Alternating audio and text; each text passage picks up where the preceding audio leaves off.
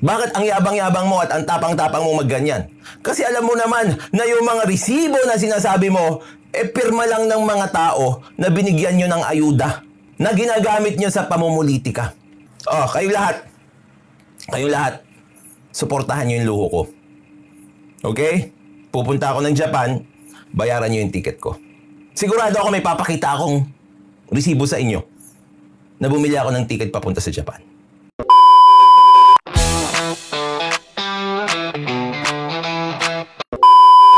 Alam niyo mga kabatas natin, itong si Congressman Martin Romualdez ang isa sa mga tao na nakilala ko na sobrang oblivious sa nangyayari sa paligid niya. Isang tao mga kabatas natin na parang may sariling mundo. 'Di ba?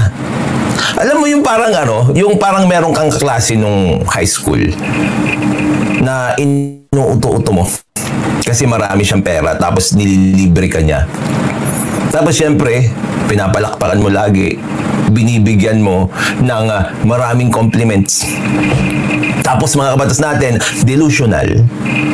Akala niya talaga, natural yung mga tao sa paligid niya. Let's go here mga kabatas natin. Di ba? May kanya-kanya na tayong definition ngayon. Mga kabatas natin, 2024 and we will be expecting more sa 2025. Yung mga ganyang klaseng palusot, mga kabatas natin. Unang-una, ano ang ginawa nila sa Tingog Party List? Kung saan nagdilitan din ng mga nagsabi dito na iba daw ang budget sa subsidy. Samantalang yung subsidy nakapaloob sa 2025 national budget. Okay? Balik tayo dun sa sinasabi ko kanina. Yung mga taong inuuto mo lang, pinapalakpakan mo, pero oblivious mga kabatas natin na pinaplastic lang siya ng mga tao. Ito ang prediction ko mga kabatas natin. Tanggalin nyo ng pera itong si Martin Romualdez. Tingnan natin kung mamahalin ka pa rin ng kapwa mo Kongres. Tanggalan ng pera itong si Martin Romualdez. Huwag kang magbigay ng ayuda. Ngayon nga, nagbibigay ka ng ayuda. Basahin natin yung comment section dito sa News 5 ha. Tingnan natin kung maraming nagmamahal sa kanya. Ito yung sinasabi ko sa inyo mga kabatas natin na delusional. Ito kasi yung sinabi niya. Ayuda is not charity. It is justice. Siyempre nagulat ako. Ayuda is not charity? Di nga. It is justice. Saan ang mustisya dun? Okay? Well, syempre, baka mali na naman ako. Baka meron palang ginugol na definition itong si Martin Romualdez. Tapos, ayuda pala is justice. Di ba? Let's falsify ourselves. Okay? Myself. I'll falsify myself. Okay? Tingnan natin, mga kabatas natin, kung ano talaga ang ibig sabihin ng ayuda. Okay? Madaling typean lang yan. Ayuda. Meaning. Okay? Gagi, oo nga. Patay tayo. Ayuda is justice, sabi nga dito. Oh my goodness. Putik. Nabago na.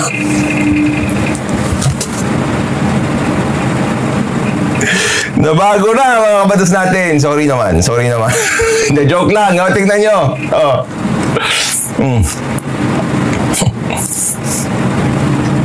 What does ayuda mean?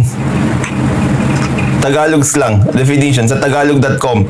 Financial assistance, aid, help. Bakit walang justice? Mali yata. Ito Spanish lang. Help, assistance. Asistensya. Pati sa Spanish mga kabatas natin, help pa rin Hindi naman justice What language is ayuda? Spanish.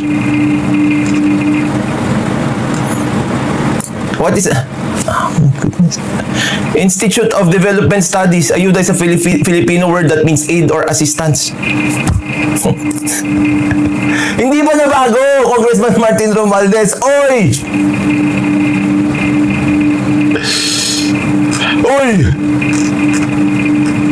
Oh, hindi po nabago. Yan oh. Kahit sa Spanish, it means aid or assistance. Oh. Tingnan natin mga kapatid natin itong palusot niya ha. Sabi kasi dito, dinipensahan ni House Martin Romualdez ang bilyong pisong alokasyon ng Kongreso para sa financial assistance o ayuda. Sabi niya daw, it is our duty to ensure that no Filipino falls through the cracks, especially in times of crisis. Ayon sa House Speaker ngayong Miyerkules, December 18. Dagdag ng House Speaker, handa ang administrasyon na patunayan kung saan napupunta ang pondo para sa ayuda. O mamaya tayo dyan kung paano niya daw papatunayan kung saan napupunta yung pondo para sa ayuda. Unang-una mga kabatas natin, tignan muna natin yung feasibility nitong AKAP na pinondohan nila ng ilang bilyon. 29 bilyon. Grabe, ang laking pera mga kabatas natin. Ang laking pera yung pinondo nila dito. Tingnan natin yung feasibility nila. Sabi nila, itong AKAP ay ayuda para sa kapos ang kita. Ito, mga kabatas natin. Bakit ka pupunta sa mga tao na kapos ang kita? Samantalang maraming tao ang walang kita at namamatay sa gutom. Diba if you will build a community, diba ang hustisya, especially social justice, okay? Especially social justice, diba? It is to make things fair for everyone. Diba? Ngayon, bakit yung meron ang bibigyan mo at hindi yung wala?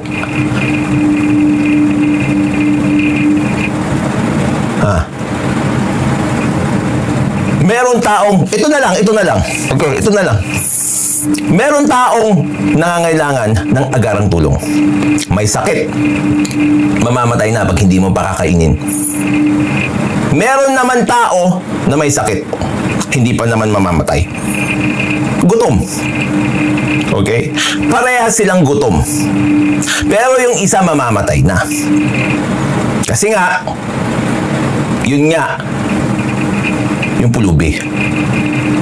Yun yung hirap na hirap sa buhay. Bakit ang pipiliin mong tutulungan yung nagsusurvive pa? Bakit hindi mo tutulungan yung tao na mas kailangan ng tulong? Oh. Bakit? Ipaliwanag mo nga yun. Mamaya tayo dyan sa resibo-resibo na sinasabi mo. Ipaliwanag mo muna yun. Bakit hindi yung mas nangangailangan ng tutulungan natin? Diyan pa lang alam natin na hindi na feasible yung AKAP na yan. Alam nyo kung bakit? Kasi nga, pati yung kapos ang kita, hindi nga nila pinaliwanag. And when we go to this, sa paliwanag niya, di ba? Sabi niya, ang may hawak ng pondo ang mga departamento tulad ng Department of Social Welfare and Development, Department of Labor and Employment, Department of Health. Sila ang nagpapatakbo sa programa, hindi ang Kongreso, sabi niya, di ba?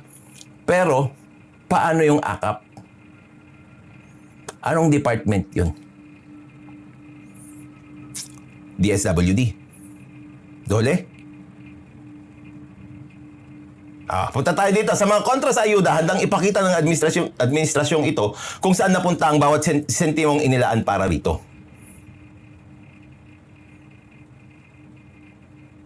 Okay? Paano? Dahil sa pagpirma ng mga tao na hindi mo man lang alam sa sobrang dami kung nangangailangan talaga ng ayuda o hindi. Di ba? Pangalawa, ibibigay niyo sa mga tao para sa patronage politics, para sa pamumulitiko, para pagdating ng halalan, kayo yung iboboto. Di ba? Sabihin niyo hindi. Please prove me wrong. Kung mali ako, bakit pa kayo sumasama dyan sa mall tour na yan?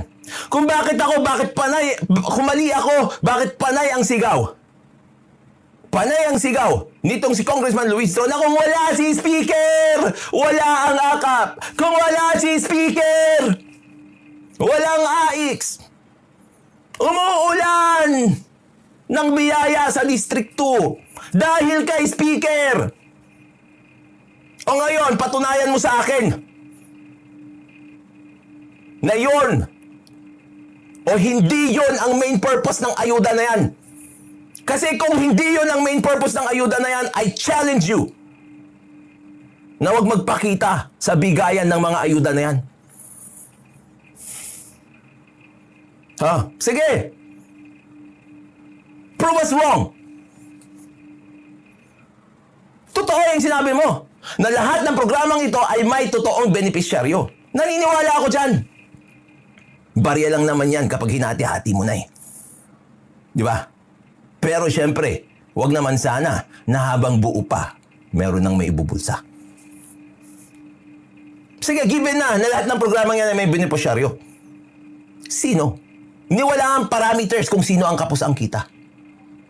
Wala ang definition yun. Diba? So, dalawang challenge. Una, kung totoong para sa mga Pilipino yan, hindi mo kailangan magpakita dyan. Kasi katulad ng PhilHealth, hindi kailangan politiko ang magbigay doon sa subsidy na binibigyan ng PhilHealth sa mga medical expenses nila. Yon para sa tao yon. Pangalawa, i-define nyo kung sino yung kapos ang kita. Kasi kahit ako, mas malaki ang kinikita ko sa normal na Pilipino, minsan kinakapos pa rin ako. Bumili lang ako ng kotse dyan. 2. Kapos na ang kita. Bigyan mo na ako ng kaakap. Kasi isipin mo, monthly ng sasakyan ko, 80,000 isa. Kapos na ang kita. Di ba? Eh, monthly ko pa lang, 160,000 na. O, tapos, bibili pa ako ng maraming gamit sa bahay. Bibili ako ng bahay, kapos ang kita. Sabi ni RGYT, huwag ka mag-all caps ha. Bawal dito yan. Health for all equals justice. Yun nga eh. Mali na yung ginagawa nilang equivocation dito sa salitang ayuda. Ini-equalize nila ito sa justice. Pinaparehas nila ito sa justice. Samantalang hindi naman hustisya yan. Charity yan.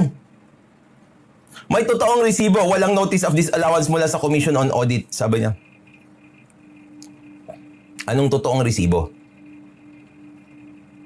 Okay, kung gusto mo ng totoong resibo, ang totoong resibo ay yung resibo na galing sa Bureau of Internal Revenue. Abogado ka, alam mo yan. Abogado ka, alam mo yan. Bigyan mo kami ng totoong resibo. Galing doon sa mga binibigyan nyo ng akap. Ang totoong resibo, yung may TIN number. At ito ay galing sa Bureau of Internal Revenue. Diba? Ipapaprint mo yun eh. Diba? Yung resibo mo? Oh. Bakit ang yabang-yabang mo at ang tapang-tapang mo magganyan? Kasi alam mo naman na yung mga resibo na sinasabi mo, pirma lang ng mga tao na binigyan nyo ng ayuda. Na ginagamit nyo sa pamumulitika. Diba? O parang ganito mga kabatas natin ang ginagawa ni Martin Romualdez dito. Ni Honorable Nikong, mga kabatas natin. Ito yung ginagawa niya. Okay? Kayong lahat, suportahan nyo yung luho ko. Okay? Pupunta ako ng Japan, bayaran nyo yung ticket ko. Sigurado ako may papakita akong resibo sa inyo na bumili ako ng ticket papunta sa Japan. Tapos, pangalawa, bibili ako ng gitara. Yung gitara ni Jimi Hendrix. Ay, wag pala, masyadong mahal yun. Basta, 1 million pesos worth na gitara bibili ako. Ibigay nyo sa akin yung pera. Okay? Promise ko sa inyo. May ipapakita akong resibo sa inyo. Promise ko sa inyo, gagastusin ko yon sa aking pagbabakasyon at sa aking luho sa gitara. Promise ko sa inyo, ipapakita ko yung resibo. Anong pinagkaiba nun dyan? Eh ikaw, may resibo ka kasi ginamit mo sa pangangampanya. Ginamit mo sa pagbababango ng iyong pangalan. Ginamit mo sa patronage politics. Ginamit mo naman talaga pero sa hindi tamang paraan. Yun lang mga kabatas natin. Maraming salamat sa inyo. At syempre, tulad ng lagi kong sinasabi, matulog po tayo na maimbing dahil alam natin na yung natutulog na maimbing, siya yung laging panalo. Paalam po, pansamantala.